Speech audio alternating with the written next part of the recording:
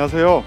지난 시간에 이어서 대한민국 최고의 강연 최강 1교시에서 강연을 맡은 여전히 김대동 닮은 카피라이터 정철입니다. 반갑습니다. 지난 시간에는 마음을 훔치는 한 문장이라는 주제로 짧은 글을 조금 효과적으로 쓰는 방법에 대해서 말씀을 드렸고요. 오늘은 발상 전환에 대해서 얘기를 해볼까 합니다. 강연 주제는 거꾸로 생각하는 힘입니다.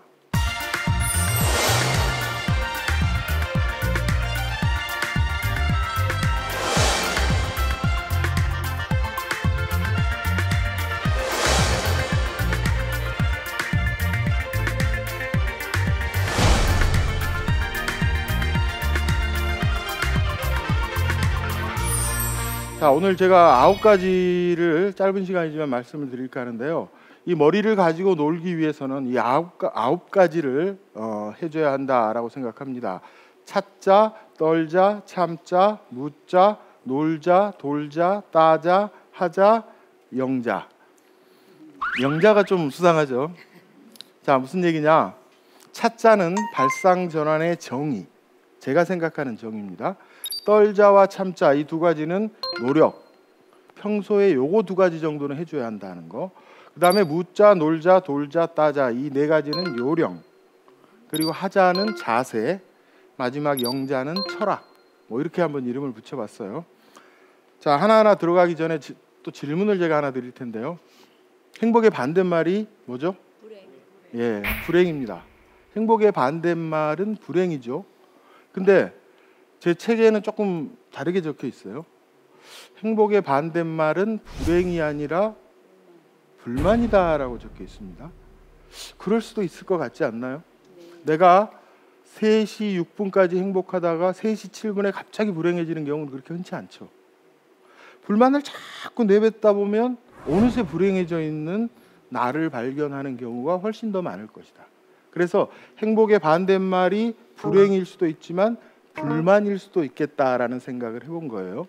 그럼 행복의 반대말 불행, 이거는 정답이죠. 국어시험에 나오면 불행이라고 써야 이제 동글배기를 받죠. 그러면 불만은 정답이 아니니까 뭐죠? 정답이 아닌 걸 뭐라 그러죠? 오답이라 그러죠. 불만은 오답이죠. 제가 생각하는 발상 전환의 정의, 정답이 아니라 오답을 찾는 게 발상의 전환. 학교 다닐 때는 정답을 머릿속에 많이 넣고 다니는 친구가 칭찬받고 박수받고 공부 잘한다고 그러고 서울대학 가고 하죠. 근데 학교를 졸업하고 세상에 던져지면은 정답을 머릿속에 많이 넣고 다니는 건 그다지 큰 힘을 발휘하지 못하는 거예요. 정답은 내 호주머니 속에 있는 스마트폰 꺼내가지고 한 5초 검색해보면 다 있거든요. 근데 호주머니 속에 있는 거를 또 머릿속에 우겨놓고 그걸 이고 다닐 이유가 하나도 없다는 거죠. 이제부터는 정답이 아니라 오히려 오답을 많이 끄집어내는 사람이 훨씬 박수받고 칭찬받고 성공할 가능성이 커진다라는 겁니다. 물론 여기에서의 오답은 틀린 답 할 때 오답이라기보다는 오 느낌표 답, 오 하는 감탄사를 불러일으킬 만한 새로운 답. 모든 사람들이 똑같이 이야기하는 답이 아니라 나만의 답, 이거를 찾는 게 그게 저는 발상전환이라고 생각합니다. 근데 발상전환, 이 오답을 찾기 위해서는 좀 느려 터져야 돼요. 머릿속에 정답이 떠오르더라도 그걸 너무 서둘러서 입 밖으로 내보내지 말고 정답, 너 옆으로 잠깐만 비켜서 있어. 나는 지금부터 오답을 찾을 거거든 하면서 머리에 시간을 좀 줘야 오답을 만날 기회가 당연히 있겠죠. 행복의 반대말이 뭡니까? 오답이 불행이 떠올랐어요. 불행이라고 하지 말고 불행 너 잠깐만 기다려봐. 혹시 다른 답이 있을지도 몰라라고 그렇게 좀 느려 터진 그런 자세가 필요하다.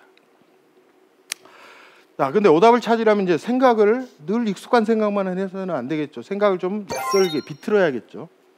근데 생각이라는 놈한테 야, 너 낯설어져라, 비틀어라 하면 그때그때 그 명령을 듣나요? 잘 안 듣죠. 우리 머리가 되게 딱딱하게 대부분 굳어 있고 이 몸도 대단히 경직이 돼 있어요. 근데 몸은 그대로 두고 머리만 말랑말랑해져라 라고 명령하면 얘가 잘 안 듣는다는 거죠. 머리와 몸, 즉 생각과 생활은 일란성 쌍둥이처럼 굉장히 닮아 있다 그래요. 그러니까 얘는 그냥 두고 얘만 바뀌기가 어렵다는 거죠. 그래서 얘가 말랑말랑해지기 위해서는 몸도 좀 유연해져야 된다. 생각을 비틀기 위해서는 생활부터 먼저 비틀어야 생각 비틀기가 가능하다는 거죠. 그래서 낯설게 생각하기 위해서는 낯설게 생활하기부터 우리가 좀 시도를 해봐야 한다. 여행도 지금까지 하던 방법과 다르게 해보고, 회의도 다르게 해보고, 책 읽는 방법도 바꿔보고, 핸드백 속에 넣고 다니는 물건도 싹 한번 바꿔보고, 우리가 늘 똑같은 시간에 일어나서 늘 똑같은 식탁에서 늘 똑같은 반찬에다 아침을 먹고, 늘 똑같은 길을 따라서 회사에 가고, 늘 똑같은 자리에 앉아서 늘 똑같은 데랑 통화하고, 똑같은 데서 점심 먹고, 퇴근하면 회사 근처 늘 똑같은 어딘가의 술집에서 늘 소주 3, 맥주 7 마시고, 이래가지고는 생활이 비틀어지지가 않는 거죠. 그래서 일주일에 하루 정도는 5분 10분 더 걸려도 좋아요. 다른 길로 출근을 해보는 겁니다. 그러니까 내가 나를 자꾸 낯선 공간으로, 낯선 시간으로, 낯선 사람에게로 데려가는 거죠. 거기서 새로운 영감, 인사이트를 만날 확률이 조금씩이라도 커진다는 거죠. 매일 똑같은 데서 술 마시더라도 또 하루쯤은 소주 7, 맥주 3 죽어보기도 하고, 뭐 이래야 몸이 유연해지면서 얘도 그래도 되나 하면서 얘도 막 다른 생각을 할 수가 있다. 우리 머릿속에는 엄청나게 많은 방들이 있어요. 그 방마다 우리가 알고 있는 정답들을 굉장히 질서정연하게 정돈을 해둡니다. 누구나. 축구라는 방에 들어가면은 메시와 호나우두가 가장 잘 보이는 자리에 있을 거예요. 그리고 요즘은 손흥민이 꽤 잘 보이는 자리로 이제 위치를 이동을 했을 거고요. 선물이라는 방에 들어가면 선물의 정답들이 딱딱딱딱 놓여 있어요. 우린 누군가한테 선물을 할 때 그 선물이라는 방에 들어가서 그 방에서 알려주는 선물을 들고 갑니다. 집들이 갈 때 무슨 선물하죠? 휴지. 예, 집들이 이꼴 휴지예요. 다 그거 들고 가요. 누가 개업을 했다. 뭐 보내요? 화분. 예, 개업 이꼴 화분. 정답이에요. 생일 선물. 생크림 케이크. 생일 파티 가면 막 케이크 3개씩 이렇게 와가지고 하나에만 촛불이 붙고 2개는 저 구석에서 이제 엉엉 울고 있고 뭐 이런 사태가 벌어지는 거죠. 근데 이런 정답들은, 이런 선물들은 내가 선물했다는 것을 일주일 내에 까먹어 주세요 라고 그렇게 얘기하는 거랑 똑같다는 거죠. 정답을 가져가면 기억을 못해요. 너무 많은 사람들이 정답을 들고 오니까. 다음 주에 누가 생일이 있다고 쳐봐요. 아들이든 친구든 신랑이든 그 사람과 나 사이에 한가운데 놨을 때 절묘한 선물 하나쯤은 누구나 한 5분 10분 생각하면은 하나 정도는 건질 수 있을 거예요. 5분 10분 투자해서 한 사람의 가슴에 평생 남을 수 있는 선물을 한다? 이거 엄청나게 남는 장사할 거라고 생각합니다. 그러니까 지금까지는 너무 정답은 이거다라고 그냥 지나쳤다면은 이제부터 그런 것들한테 시비를 걸면서 자꾸 오답을 찾아보는 거. 이게 발상전환이다. 이게 발상전환의 정의라고 저는 생각합니다. 그러면 이런 오답을 자주 찾아내기 위해서는 2가지 노력을 해야 된다는데 그 첫 번째 노력이 바로 이 떨자입니다. 약간의 부지런을 떨어요. 약간의 부지런입니다. 아주 뭐 대단히 어려운 일은 아니에요. 자, 무슨 얘기냐? 하루는 제가 목욕탕에서 머리를 감고 있었어요. 머리를 한참 감고 있는데 그러니까 샴푸 거품이 이 머리 위에 가득한 그 상태에서 엄청나게 재밌는 생각을 하나 떠올린 거예요. 머리를 감으면 머리카락만 깨끗해지는 게 아니라 뭐죠? 손톱도 깨끗해지네. 이런 걸 내가 발견을 한 거예요. 제가 60년을 머리 감았는데 최근에 그거를 생각을 한 거예요. 이 생각 재밌다. 이걸 뭔가 잘 발전시키면 글이 하나 되겠다. 근데 막 머리 감다가 종이와 연필 잡기 힘들잖아요. 그래서 어떻게 해요? 되게 머리 한쪽 구석에 그 생각을 잘 저장해 둡니다. 나중에 요거 글로 써야지. 그리고 나서 다시 머리를 감고 물로 깨끗하게 헹구고 수건을 들고 머리에 묻은 물기를 툭툭툭 털어낼 때 여기에 저장해 둔 생각도 툭 하고 털려져 나와요. 그리고 아무 생각 없이 목욕탕 나와서 거실 소파에 앉아서 TV 딱 켜고 낭만 닥터 뭐 이를 보고 있으면은 내가 목욕탕에서 그런 기특한 생각을 했다는 생각조차 생각이 안 난다는 거예요. 여기에 저장하면은 거의 분실합니다. 제가 IQ가 200이 좀 안 되는데요. 200이 안 되는 사람은 절대 여기에 저장하면 안 돼요. 친구들이랑 술 먹다가 배꼽 잡는 얘기 들으면 어떻게 하세요? 아, 요거 딴 친구들한테 써먹어야겠다고 여기다 저장하시죠. 일주일 지나서 써먹으려고 생각 안 나잖아요.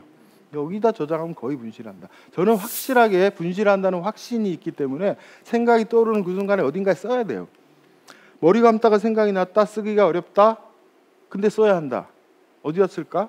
목욕탕 거울이 하얗게 김이 서려 있을 거예요. 거기다 어그적 가가지고 우선 손톱이라고 적어 놓는 거예요. 일단. 그리고 머리 다 감고 나오려고 그러면 그게 보이겠죠. 거실로 가는 게 아니라 내 방으로 가서 아이디어 노트를 펼치고 머리를 감으면 손톱도 깨끗해진다. 한 열 몇 글자 거기다 적어 놓으면 이제는 분실할 염려가 하나도 없는 거죠. 이거는 내가 한 달 후에 글로 써도 되고 3년 후에 써도 돼요. 일단 나 안에 들어온 거죠. 내 거 된 거죠. 그게 메모 습관이라는 거죠. 자, 생각이 분수처럼 늘 떠오르는 사람이 따로 있느냐? 그건 아닌 것 같다는 거죠. 생각은 누구나 재밌는 생각, 기발한 생각은 떠오르는데 생각이 떠오르는 그 순간에 놔버리는 사람이 있고 꽉 붙드는 사람이 있는데 이 차이가 실로 엄청나게 크다는 거죠. 놔버리는 사람은 뭐죠? IQ 200도 안 되면서 여기에 저장하는 사람. 딱 붙잡는 사람은 어딘가에 메모를 해놓는 사람. 이 둘의 차이가 엄청나게 크다. 제 아이디어 노트인데요. 저는 워낙 아날로그라 옛날에 이런 뭐 스프링 노트 같은데 막 개발 써놉니다. 나중에 어떤 게 뭐가 될지 몰라요. 재밌는 생각, 라디오에서 들은 거, 신문 기사도 오래다 붙여놓기도 하고. 일단 저 안에 들어가면 내가 계속 저거를 보면서 뭔가 연구를 하거든요. 근데 여기다 넣으면 저렇게 할 수가 없잖아요, 그죠? 그래서 저처럼 저렇게 뭐 그 옛날 원시적으로 하지 마시고 요즘은 디지털로 좋은 노트들이 많이 있을 거예요. 자기가 가장 편한 아이디어 노트를 꼭 하나 마련을 해가지고 그런 것들을 계속 축적시켜 나가는 거죠. 자, 내가 버스를 타고 가다가 라디오에서 재밌는 얘기가 나온다. 와, 이거 인사이트가 있다. 당장 스마트폰 꺼내가지고 메모 기능 있죠. 거기다 몇 자 적어두는 거예요. 차창 밖으로 기발한 간판이 보인다. 와, 저런 생각을 어떻게 했을까 감탄만 하지 말고 스마트폰 꺼내가지고 찰칵 한 장 찍어 놓는 거예요. 계속 지금은 연필 노트 가지고 다닐 필요가 없잖아요. 스마트폰 하나가 다 해주니까. 거기다 계속 저장을 시켜서 스마트폰이 너무 배부르다 싶으면 그것들을 움켜잡고 아이디어 노트에 쑤셔 넣고 다시 스마트폰에 계속 배를 불리다가 또 한 번 움켜 놓고. 그래서 메모 습관 아이디어 노트 갖기. 이게 첫 번째 해야 될 노력이에요. 약간은 불편하죠. 써야 하니까. 근데 그 노력 정도는 해줘야 된다는 거예요. 그게 첫 번째 노력입니다. 이 메모 습관, 메모의 중요성에 대해서는 정말로 많은 사람들이 강조를 했는데 아인슈타인은 이렇게 얘기를 했다 그래요. 뭐하러 힘들게 기억하려고 애쓰나 기록하고 기억해서 지워라.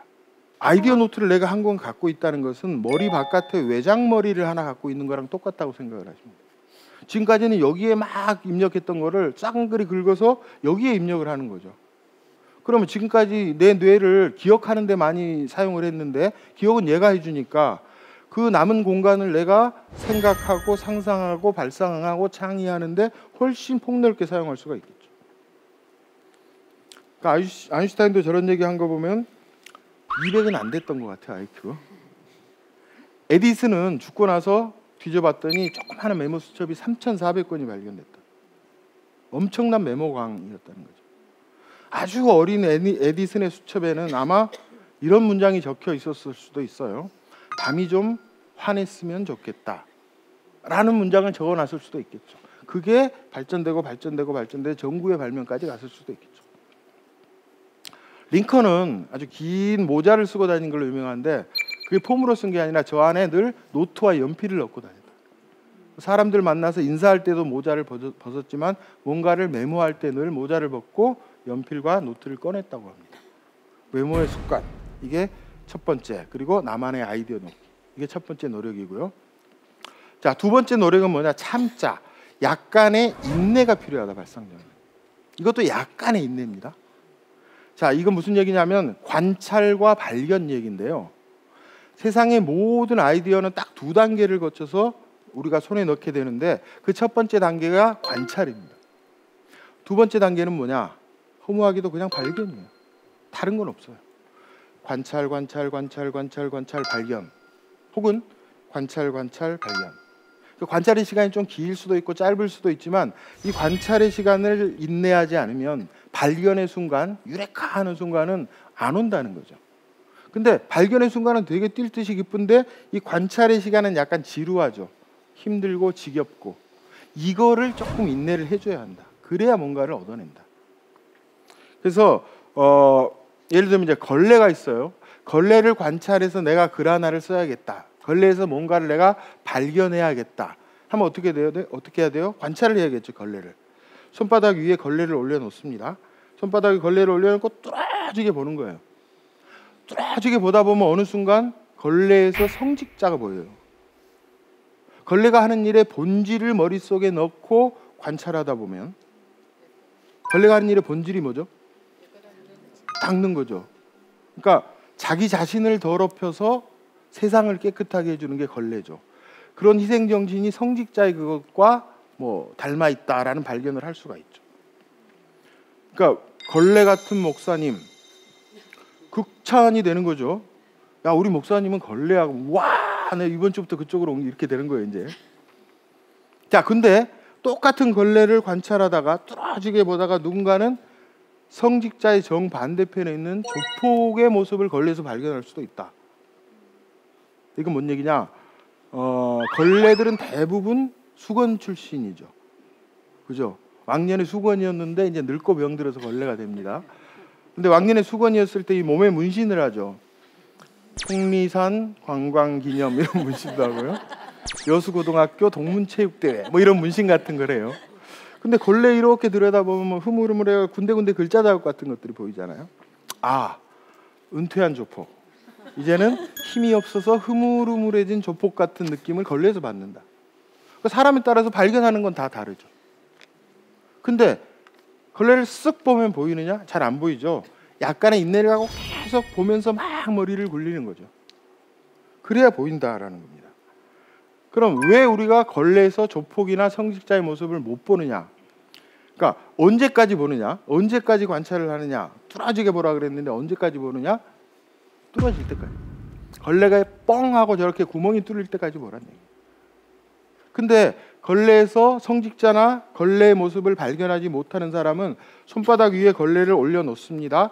관찰합니다. 잘합니다. 계속 하다가 구멍이 뻥 뚫리기 되게 직전에 관찰을 포기를 해버린다. 나는 봤는데 아무것도 안 보여. 나는 이런 쪽하고 안 맞는 것 같아. 라고 포기를 해버린다는 얘기예요. 근데 그게 포기를 하고 싶어진다는 것은 어떤 의미냐? 정말로 열심히 관찰을 했다는 거죠. 힘들게 관찰을 했다는 거죠. 그러니까 포기를 하고 싶은 순간이 오면 이제 거의 다 왔나 보다. 그때 포기를 하지 말고 조금만 더 가면 저렇게 구멍은 뚫린다는 거예요. 물론 사람에 따라서 구멍이 있다마는 사람이 있고 많은 사람이 있을 수는 있어요. 또 구멍 뚫리기까지의 시간이 사흘 걸리는 사람이 있고 3시간 걸리는 사람이 있을 수는 있는데 내가 포기하지 않고 계속 관찰하면 구멍은 뚫린다는 거예요. 그래서 관찰 발견이에요. 글을 쓰는 3단계는 저는 딱 이거밖에 다른 건 없다고 생각해요. 관찰. 거기서 뭔가를 남이 보지 못한 뭔가를 발견. 그것의 의미를 약간 확장시켜서 종이 위에 내려놓는다. 그럼 글이 되는 거죠. 그래서 글은 손으로 쓰는 게 아니라 눈으로 쓴다라는 거예요. 눈으로. 손이 열심히 일을 해주는 게 아니라 눈이 열심히 일을 해서 관찰을 해서 뭔가를 발견을 해야죠. 그거를 쓰는 게 진짜 내 글이 되는 거죠. 자, 눈으로 쓰는 글 예를 하나 들어보면 우리가 팔자가 사납다, 팔자가 늘어졌다 이런 얘기 많이 하죠. 근데 칠자가 사납다 이런 얘기 잘 안 해요. 구자가 늘어졌다 이런 얘기 잘 안 하죠. 그러면 이 숫자 8과 운명이라는 뜻의 팔자는 틀림없이 무슨 관계가 있을 것이다 라는 생각으로 손바닥 위에 8이라는 숫자를 올려놓고 뚫어지게 봤어요. 뚫어지게 봤더니 진짜 뚫리더라는 거죠. 구멍이 뻥뻥뻥 하고 뚫렸어요. 그래서 그걸 팔자의 의미라는 걸로 발표를 했는데요. 실제로 팔자를 놓고 한번 생각을 해보세요. 이렇게 팔자가 있다고 생각하고 가로로 자르면 0, 탁월한 팔자란 없다는 뜻. 세로로 자르면 3, 누구에게나 3번의 기회가 온다는 뜻. 눕히면 무한대. 그래서 당신의 성공 가능성은 무한하다. 그야말로 눈으로 쓴 글이죠. 눈으로 이거를 잘라보고 눕혀보고 하다 보니까 어느 순간 0이 보이고 어느 순간 3이 보이고 어느 순간 무한대가 보인 거죠. 이게 쓱 보면 보이는 게 아니라 약간의 인내를 갖고 봤겠죠. 쉼표가 있어요. 쉼표를 한번 뚜렷하게 봐보세요. 저도 쉼표라는 글을 하나 써야지라고 생각하고 쉼표를 뚜렷하게 봤더니 어느 순간 쉼표가 숫자 9하고 똑같이 생겼다라는 발견을 했어요. 그죠? 또 9하고 똑같이 생겼죠. 여기까지가 굉장히 중요한 시간이에요. 이거를 글로 확장시키는 시간이 뭐 2, 3이라면은 오히려 이 관찰의 시간이 훨씬 시간과 노력이 여기에 더 들어간다는 거죠. 그래서 쉼표라는 글로 발표를 했는데요. 쉼표는 숫자 9를 닮았다. 1에서 9까지 열심히 달려왔다면 10으로 넘어가기 전에 잠시 쉬어가라는 뜻이다. 9에서도 쉬어주지 않고 10, 11로 허겁지겁 달려가는 사람은 12일은 구경도 못하고 지쳐주저앉고 만다. 쉼표에 인색하지 마라. 쉼표를 찍을 줄 아는 사람만이 마침표까지 찍을 수 있다. 이런 글을 써낼 수가 있겠죠. 이게 이제 확장의 시간이죠. 확장. 그러니까 남보다 쉬지 않고 더 막 계속 간다 해서 남보다 높이 가고 멀리 가는 게 아니라는 거죠. 중간중간에 쉬면서 내가 가고 있는 방향은 옳은지, 또 내 보폭은 적당한지, 또 쉬면서 에너지도 조금 이렇게 채우고 그렇게 가는 게 결국은 훨씬 더 멀리 갈 수 있다, 이런 얘기죠. 인생에서 굉장히 중요한 명제라고 생각합니다. 저는 생각이 떠오르는 건 줄 알았어요. 불과 몇 년 전까지도. 나는 막 남들보다 생각이 많이 떠올라서 그거를 광고도 만들고 카피도 쓰고 책도 쓰고 하는 줄 알았어요. 근데 최근에 곰곰이 생각해 봤더니 생각이 떠오르는 거는 일생에 몇 번이 안 되는 거예요. 그건 정말 기적적인 일이고, 내가 그 떠올랐다고 생각하는 거의 대부분은 내가 돋보기 들고 손전등 들고 막 찾아서 하나씩 어렵게 찾아낸 것들이었다는 거죠. 그래서 생각이 떠오르면 뭘 하겠다, 이거는 안 하겠다는 거랑 똑같은 거예요. 생각은 떠오르지 않는다. 내가 들어가서 찾는 것이다. 그 찾기 위한 가장 좋은 방법이 관찰이라는 거예요.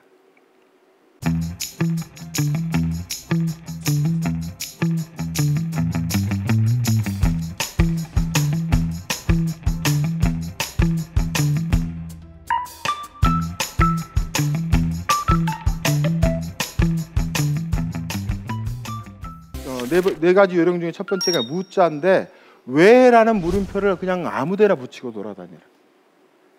호기심이죠, 호기심. 호기심을 갖는 사람만이 오답을 만날 수가 있다는. 근데 사람들이 일정 양의 뇌를 가지고 있는데 그 뇌를 골고루 굉장히 효과적으로 활용을 하는 사람은 없다 그래요. 어느 한 부분은 굉장히 자주 사용해서 맨질맨질 윤기가 나지만 어느 한쪽은 막 먼지가 쌓여 있는, 대부분의 사람이 그렇다 그래요. 왜? 내가 만약에 약 사면은 매일 이 약에 대한 생각과 고민만 하니까 이쪽은 맨질맨질하고 나머지 뭐 전혀 다른 자기가 관심도 없는 축구 이런 거는 완전히 먼지가 쌓여 있을 거란 얘기죠. 근데 호기심 가지고 막 엉뚱한 질문을 던지고 그 엉뚱한 질문에 대해서 답을 찾으려고 막 뇌를 굴리다 보면은 이 먼지 쌓인 거를 조금씩 털어낼 수가 있다는 거죠.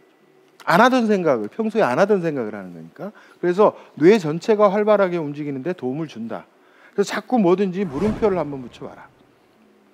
엉뚱한 질문을 던져봐라. 축구에는 왜 3점 슛이 없을까? 스님은 머리를 깎는데 왜 목사님은 안 깎고 버틸까? 엄마와 어머니는 어떻게 다를까?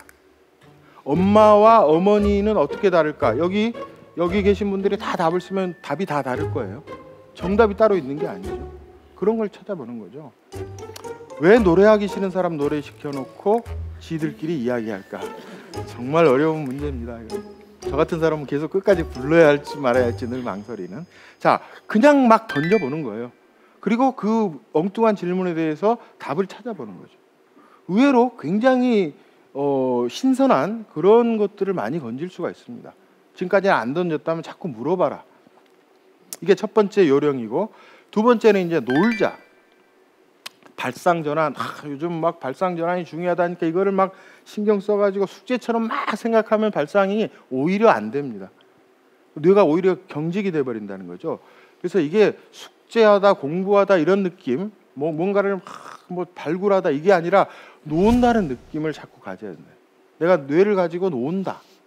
그래서 놓는 방법은 아니오놀이라는 게 있는데요. 아니오놀이. 제가 추천하는 방법은 아니오놀인데 정답, 상식, 뭐 원칙, 뭐 고정관념 이런 막 당연한 것들 있죠. 지금까지는 그런 당연한 명제들이 보이면 어떻게 했어요? 이거 맞네. 통과. 이렇게 했죠. 해는 동쪽에서 뜬다. 맞는 얘기지. 통과. 이렇게 했어요. 근데 그런 당연한 것들이 보이더라도 이제부터는 그 당연한 것을 통과시키지 말고 한번 제동을 걸어보자. 그걸 한번 의심해보자. 부정해보자는 거죠. 그게 아니오놀인데요. 뭔가 당연한 얘기가 있다? 그냥 통과시키지 말고 그 문장 다음에 아니요라는 세 글자를 붙이는 거예요. 그 다음에 아니요 다음에 이어지는 문장이 어떤 게 올 수 있을까를 생각을 해보는 거죠. 그 문장을 찾으면 그게 뭐예요? 오답이죠. 그게 오답이고 발상전환이고 그걸 글로 발표하면 남다른 글이 되는 거예요. 예를 들어 보면 이런 거예요. 가장 많은 음식을 담을 수 있는 그릇은 가장 큰 그릇이다. 그죠? 당연하죠. 그릇이 클수록 음식을 많이 담아요. 맞는 얘기네? 이렇게 하지 말고 저 글 뒤에 아니요라고 적어놓은 거예요. 그게 아니요 놀이죠. 아니요라고 써놓고 일단 저지르는 거죠. 써놓고 나서 그 다음에 어떤 문장이 올 수 있을까 막 생각을 해보는 거예요. 그러면 이런 문장을 찾을 수도 있어요. 아니요. 빈 그릇이지요라는 문장을 찾을 수도 있겠죠. 아무리 큰 그릇도 그 안에 미리 음식이 담겨 있다면 그 위에 떡볶이 하나 올려놓기가 어렵겠죠. 이거는 그릇, 음식뿐만 아니라 우리 인생도 마찬가지인 것 같아요. 내가 양손에 뭔가를 가득 쥐고 있으면 정말로 내가 원했던 게 내 앞에 이렇게 지나가는데 잡을 수가 없죠. 나는 양손에 너무 많은 걸 들고 있어요. 손이 3개, 4개인 사람은 없잖아요. 그래서 우리 인생도 손 하나쯤은 이렇게 좀 비워놓고 살 필요가 있다. 정말로 원했는 것을 내가 잡을 수 있을 때까지. 하나 더 볼까요? 밍크의 수명은 10년이다. 밍크가 대개 10년쯤 산다 그래요. 부정을 하는 거예요. 아니요라고 무조건 붙이는 거죠. 그리고 또 10년이 아닐 수도 있지 않을까 하고 아니요라고 붙여놓고 생각하다 보면 아니요. 밍크는 사람을 만날 때까지 살죠. 그죠? 우물 안에 개구리가 되어서는 안 된다. 아니요. 하늘을 얻으려면 하늘 하나만 바라봐야죠. 이런 해석이 얼마든지 가능하겠죠. 나가 모이면 우리가 된다. 그죠? 단수가 모이면 복수가 되죠. 오늘 이 자리도 수많은 나가 모여서 우리가 됐어요. 이거 맞는 얘기는 하지 말고 무조건 아니요. 그리고 생각하면 오히려 나를 버려야 우리가 된다라는 문장을 또 찾을 수도 있겠죠. 진정한 하나가 되려면 나를 조금 내려놓고 반 걸음쯤 뒤로 이렇게 좀 물러서주는 그런 자세가 필요하다고. 이런 문장들이 기존에 우리가 다 인정하고 고개 끄덕거렸던 문장을 의심해서 찾아내는 문장들이죠. 이런 것들을 신선한 글이라고 사람들이 얘기를 하는 거죠. 이게 발상의 전환이고 오답이겠죠. 그 다음에 세 번째 요령은 돌자. 뒤집자라는 거예요. 돌려서 뒤집자. 왜 뒤집자라고 하지 않고 돌자라고 했을까요? 다 두 글자인데 세 글자로 하기가 뭐해서 그냥 돌자라고 한 거예요. 자, 우리는 사물이나 현상을 늘 어떻게 봐요? 반듯한 자세로 늘 보죠. 평생을 그렇게 봐왔어요. 그래서 늘 이 자세로 봐왔는데 어느 순간 딱 한번 이거를 한번 뒤집어 보면은 지금까지 생각지도 못한 다른 게 보이는 경우가 의외로 많다는 거죠. 뒤집는 동작만으로 아이디어 하나가 나한테 확 하고 달려오는 경우가 생각보다 많다. 그래서 무슨 아이디에이션을 하든 브레인스토밍을 하든 뭐 혼자서 낑낑거리면서 연구를 하든 어떤 방법으로 어떤 순서로 자기 나름대로 해도 어떤 순서로 자기만의 방법으로 해도 좋지만 딱 어느 순간 한 번에 지금 관찰하는 거 혹은 생각하는 거를 뒤집어 보는 이 과정은 꼭 거치라는 거죠. 뒤집는 순간 아이디어 하나를 내가 잡을 수가 있는데 그 쑥 뒤집어 보는 거잖아요. 별로 어려운 동작도 아니에요. 그 뒤집었는데 없으면 다시 또 원위치 시켜서 하면 되는 거예요. 예를 들면 이런 거예요. 경력이란 글이 제 책에 들어가 있는데요. 이건 제가 썼다기보다는 그냥 한번 이렇게 뒤집어 봤더니 지 스스로 글이 돼서 책에 딱 올라간 뭐 그런 글이라고 생각을 해도 좋아요. 경력. 경력을 거꾸로 읽어보세요. 그냥 얻어지는 경력은 없습니다. 내가 지금 힘든 시간을 지나고 있는데 이런 역경을 잘 버티면 그 자체가 나한테 경력처럼 쌓아가는 힘이 될 것이다. 뭐 그런 얘기겠죠, 당연히. 자, 이거는 굉장히 쉽게 쓴 글이긴 한데 경력이라는 두 글자를 내가 24시간 동안 뚜렷하게 보고 있어도 역경은 안 보입니다. 우리는 평생을 왼쪽에서 오른쪽으로 한글을 읽어왔기 때문에 일부러 뒤집어 보지 않으면 역경이란 게 안 보인다는 거죠. 그래서 경력을 내가 고민을 하다가 한번 뒤집어 볼까 하고 탁 뒤집는 순간 역경이 보였다는 거죠. 그럼 저거는 누구나 그냥 나오는 거죠. 그리고 뒤집어 놓고 자꾸 그 뒤집어서 보이는 걸 가지고 뭔가를 만들어 내려는 노력을 한번 해보라는 거죠. 이런 글이에요. 늙으면 죽는다. 맞죠? 늙으면 죽습니다. 한번 뒤집어 보고 싶어요. 이 문장을. 그럼 어떻게 되죠? 죽으면 늙는다. 이게 뭐야? 말이야 뭐야? 죽으면 늙다니. 말이 안 되는 것 같죠? 근데 뒤집어 놓고 죽으면 늙는다라는 이 문장을 내가 잡았어요. 만났어요. 이게 말이 되게끔 또 뭔가를 연결을 시키면 말은 된다는 거죠. 어떻게든. 이런 걸로 발표를 했어요.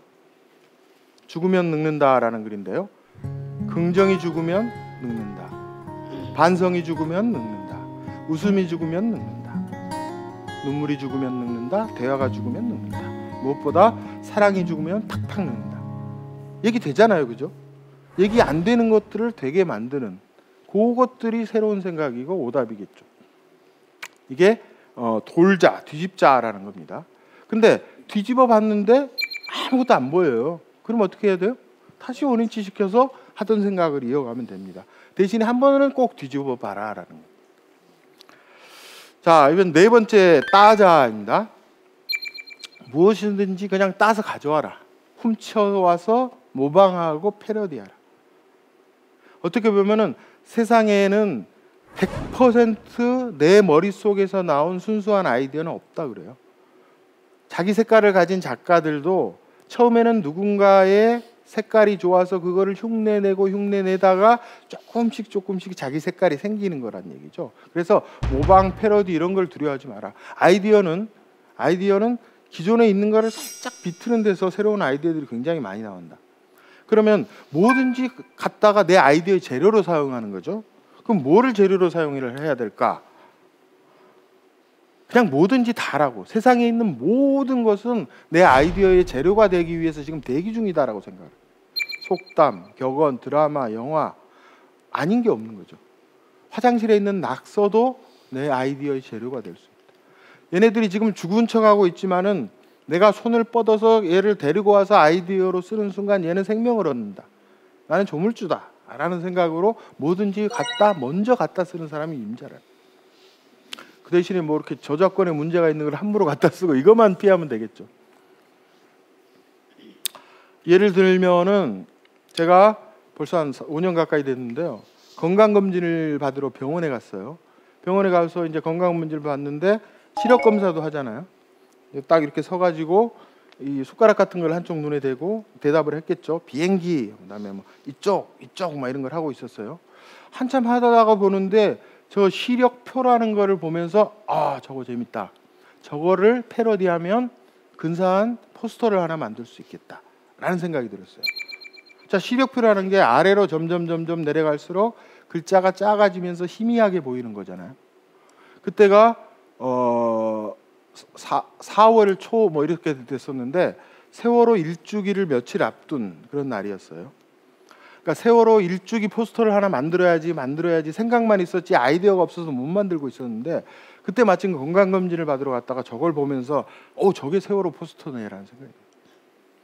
세월호가 그 사고가 났을 때 처음 한 달, 두 달 막 이때는 정말로 많은 사람들이 아파하고 힘들어했는데 이것도 한 달, 두 달, 6개월, 1년이 다 돼가니까 점점 저렇게 점점 흐릿해지는 게 아닌가.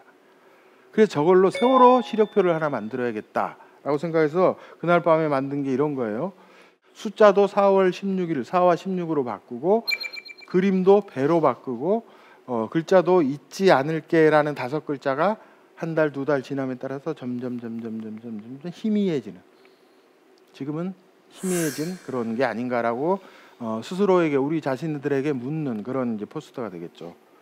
카피는 진실은 침몰하지 않는다지만 관심은 침몰하고 있는 건 아닌지, 뭐 이렇게 붙여봤어요. 저게 세월호 1주기인데 이미 5주기를 지나서 올 봄이면 6주기가 다 되죠. 얼마나 많이 관심이 더 침몰했을까요? 다시 한번 생각을 했으면 좋을 것 같습니다. 자, 또 하나의 패러디인데요. 육하원칙이라고 아시죠? 기사를 쓰는 6가지 원칙을 육하원칙. 누가 언제 어디서 무엇을 어떻게 왜, 보통 OW1H라고 합니다. 그러면 기사를 쓰는 육하원칙만 있으란 법은 없다. 인생의 육하원칙을 한번 만들어 볼까? OW1H를 사용해서 해서 한번 패러디를 해보는 거예요. 대신에 이제 단어들은 wind, world, wet, way, waste, 그리고 1H는 휴먼으로 바꿨어요. wind, 내 삶은 바람에 흔들리지 않는다. world, 내 삶은 세계와 만나고 있는다. wet, 내 삶은 타성에 젖어있지 않는다. way, 내 삶은 바른 길로 가고 있는다. waste, 내 삶은 시간 낭비가 아닌가. human, 내 삶은 사람을 향하고 있는다. 이거는 내가 기사 쓰는 육하원칙을 패러디해서 인생의 육하원칙을 하나 써야지라는 생각만 있으면 누구나 쓸 수 있는 거죠. 약간의 내용은 다르지만 크게 달라지진 않을 것 같아요. 근데 이거를 써야겠다, 이걸 패러디해서 글 하나를 써야겠다는 생각 자체가 중요하다는 거죠. 누가 먼저 쓰느냐가 중요한 거다. 세상 모든 것들은 내 아이디어의 재료가 될 수가 있다.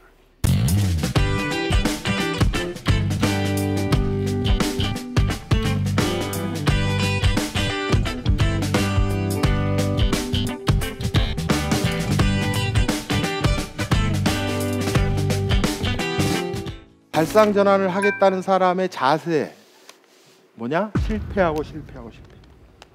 실패를 두려워해서는 발상 전환이라는 걸 할 수가 없다는 거죠. 자, 발상 전환이란 뭐냐? 오답이란 뭐냐? 한 여기 97명이 서 있는데, 그리고 여기 3명이 서 있어요. 그럼 97명 쪽으로 내가 걸어가지 않고 이쪽에 서는 거예요. 여기 들어가면 굉장히 편해요. 남들 시선도 안 받고 대충 중간 이상 가요. 근데 여기 들어가면 어떻게 해요? 쟤는 늘 튈라 그래, 뭐 이런 얘기를 듣죠. 근데 그거를 들을 용기가 없으면 일로 들어가야죠. 그래서 발상 전환이 중요한 거는 뭐 엄청난 아이디어, 이거보다 더 먼저 뭐냐? 맷집이 중요해요. 맷집.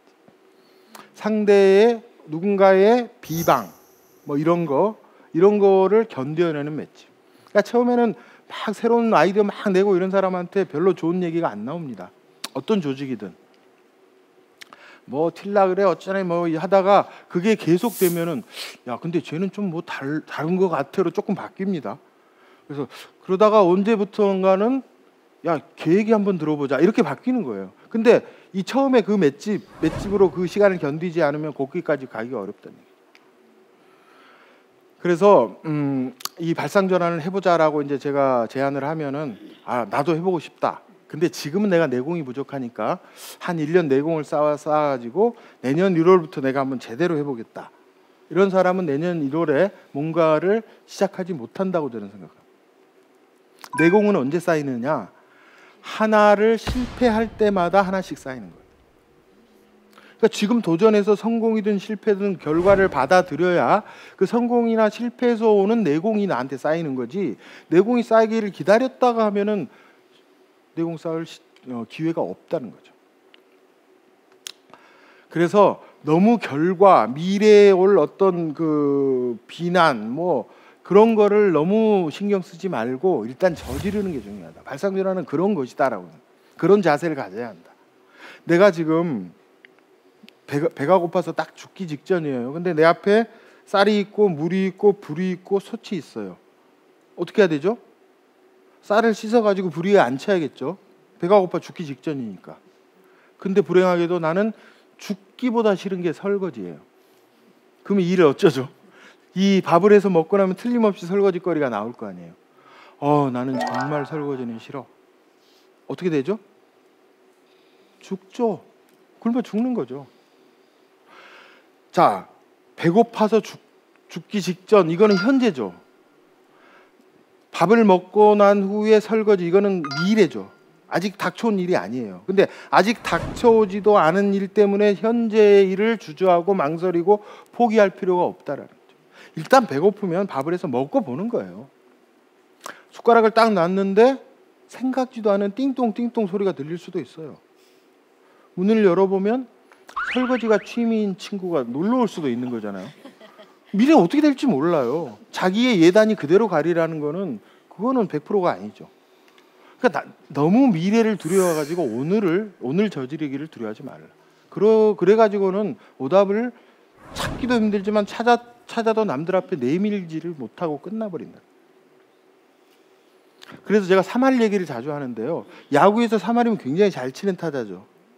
근데 잘 생각해보면 축구도 10번 슛에서 3골을 성공시키면은 엄청난 스트라이커라고 얘기를 할 겁니다. 카피라이터 10줄 썼는데 3줄 건졌다. 막 여기저기서 막 스카우트 해갈 거예요. 잘 생각해보면 우리 인생에서 성공의 기준은 한 3할 정도인 것 같아요. 10타수 3안타.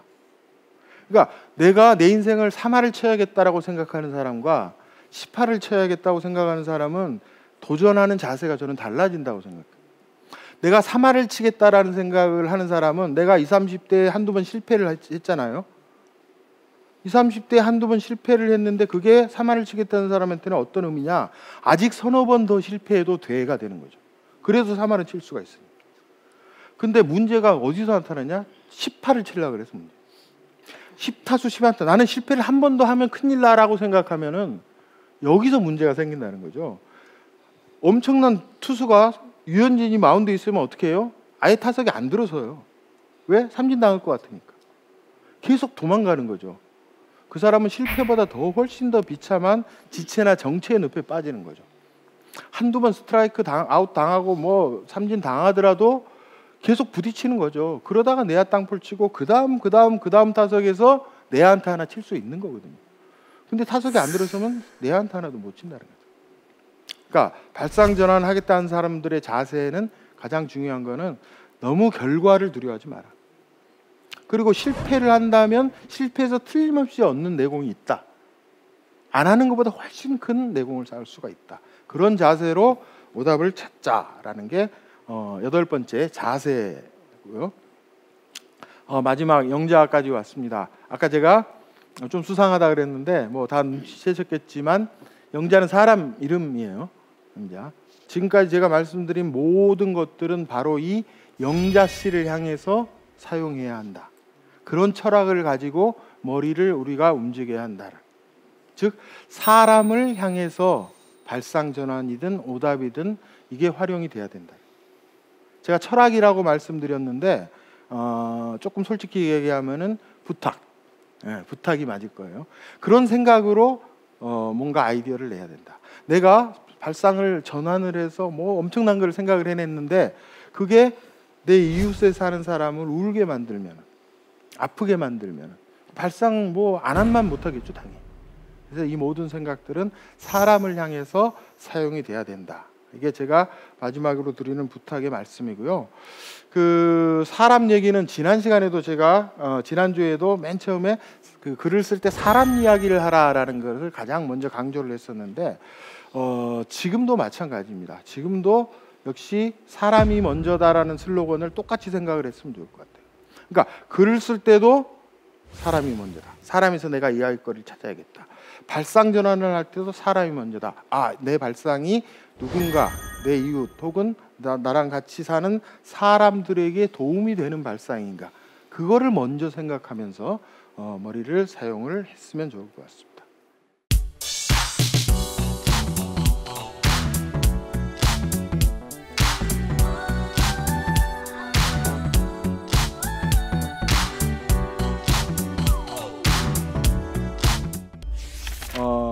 오늘 제 강연을 들으시고 뭐 이렇게 질문, 생각나는 질문이 있다거나 한두 명만 받아볼까요? 질문 혹시 있으신 분?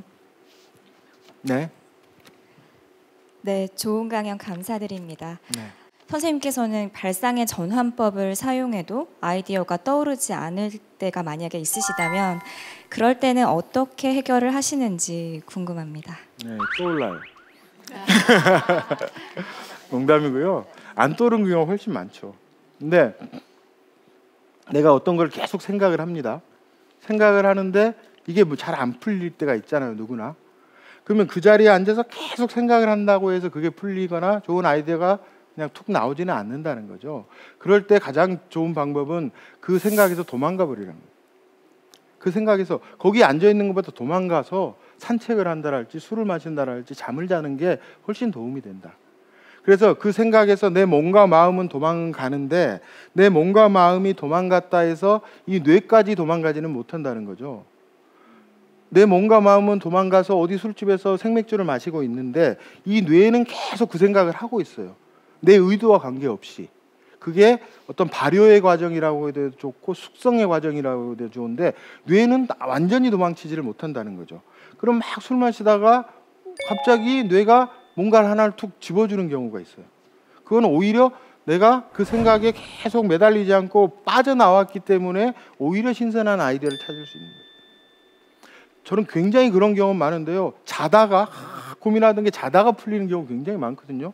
자다가 제가 생각을 하나요? 그냥 뇌가 숙성이 계속 되다가 뭔가 하나가 툭 떨어지는 거예요. 그래서 너무 그 안 되는 거를 붙잡지 말고 아예 놔버려라. 그래서 아이디어는 조금 너무 빠지지 말고 때로는 도망가고 또 내가 약간 양에 안 차는 아이디어도 잘했어 잘했어라고 스스로한테 박수 쳐주고 응원해 줄 수 있는 그러면서 또 넘어가서 다음에 잘하면 되지라고 스스로한테 용기를 주는 것도 필요하다고 생각합니다. 이것도 제 책에 있는 글인데요.